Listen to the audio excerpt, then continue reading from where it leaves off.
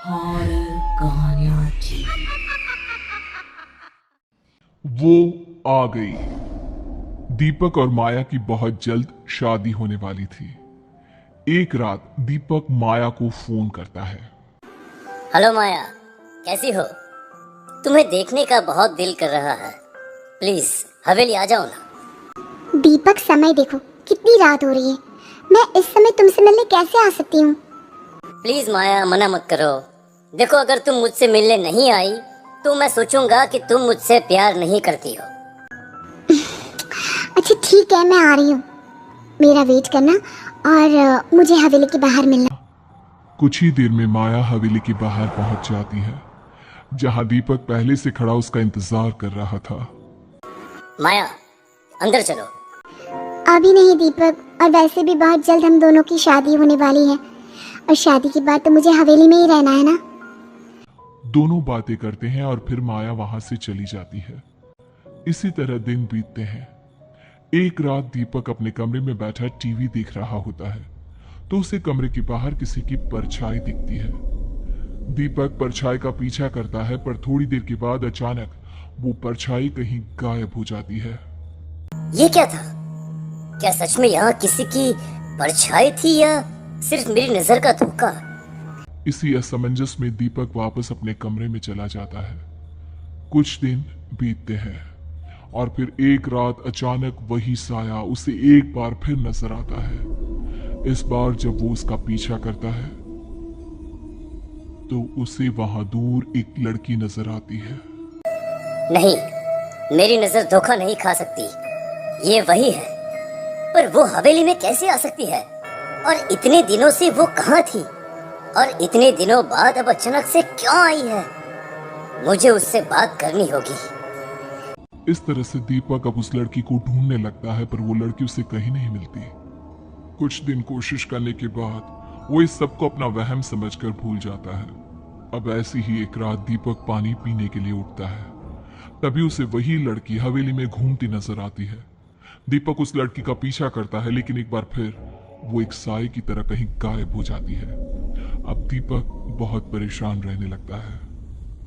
मालिक, बहुत दिनों से देख रहा हूँ आप कुछ परेशान रहते हैं। कोई दिक्कत है क्या मालिक?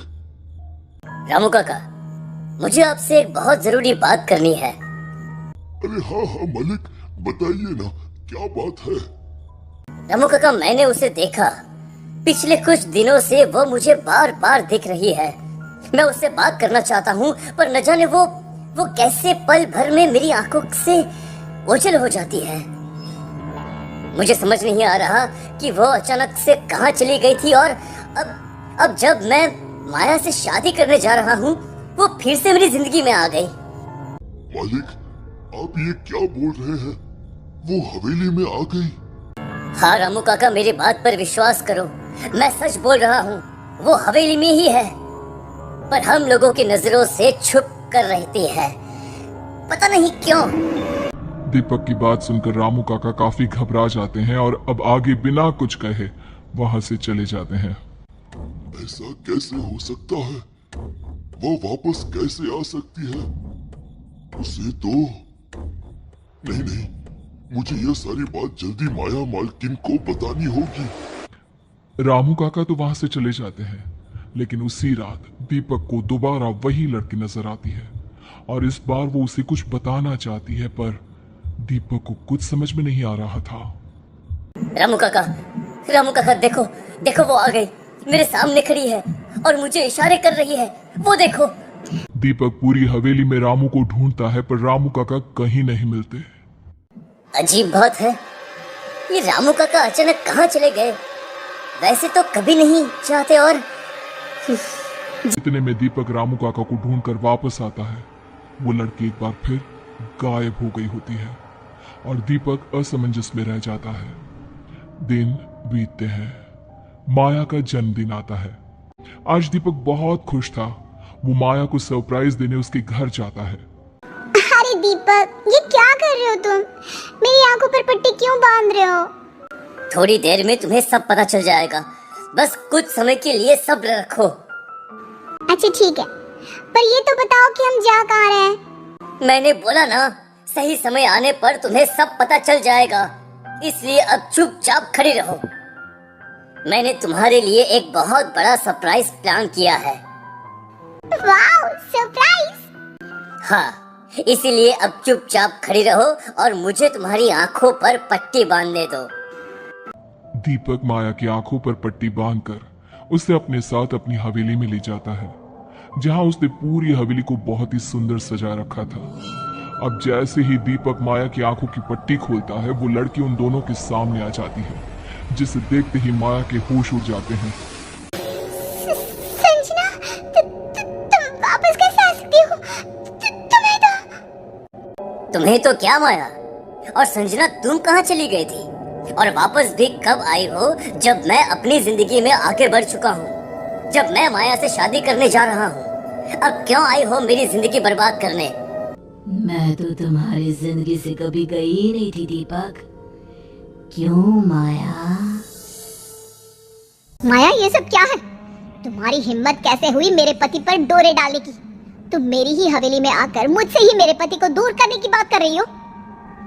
यही सच है संजना, मैं बहुत जल्द तुमसे तुम्हारे पति को छीन लूंगी और तुम कुछ नहीं कर पाओगी। तुम दोस्त हो या दुश्मन, मैं आज ही दीपक को तुम्हारी सच्चाई बता दूंगी। और मुझे मेरे दीपक पर पूरा भरोसा है, वो मुझे छोड़कर कभी कहीं नहीं जाएगा। इतना बोलकर जैसे ही संजना दीपक को फोन करने लगती है, तभी माया पीछे से संजना के सर पर वार करती है और संजना बेहोश हो जाती है। दूर तो तुम दोनों को होना ही पड़ेगा, चाहे इसके लिए मुझे कुछ भी करना पड़े। अब माया बड़ी ही चालाकी से संजना की लाश को हवेली के बाहर दफना देती है, परंतु ये सब कुछ हवेली का नौकर रामू देख लेता है और माया उसका मुंह बंद करने के लिए उसे बहुत सारे पैसे देती है। माया, मुझे पाने के लिए तुमने मेरी संजना को मार दिया, और अब ये भी मरेगी। माया अपनी जान बचाने के लिए हवेली से भागने लगती है, पर हवेली के सारे खिड़की दरवाजे अपने आप बंद हो जाते हैं। दीपक संजना को रोकने की बहुत कोशिश करता है, पर संजना नहीं रुकती और वो माया को वहीं हवेली में खुदे एक गड्ढे में गिराकर उसे जिंदा दफना देती है। ये तुमने क्या किया संजना? क्या किया तुमने? तुम ऐसी नहीं थी। हाँ, नहीं थी, लेकिन मुझे बदला चाहिए था। पर मैं तुम्हें दर्द नहीं दे सकती, इसलिए एक सच बताती हूँ, मेरी मौत माया की वजह से नहीं हुई थी। ये बोलकर संजना अचानक गायब हो जाती है।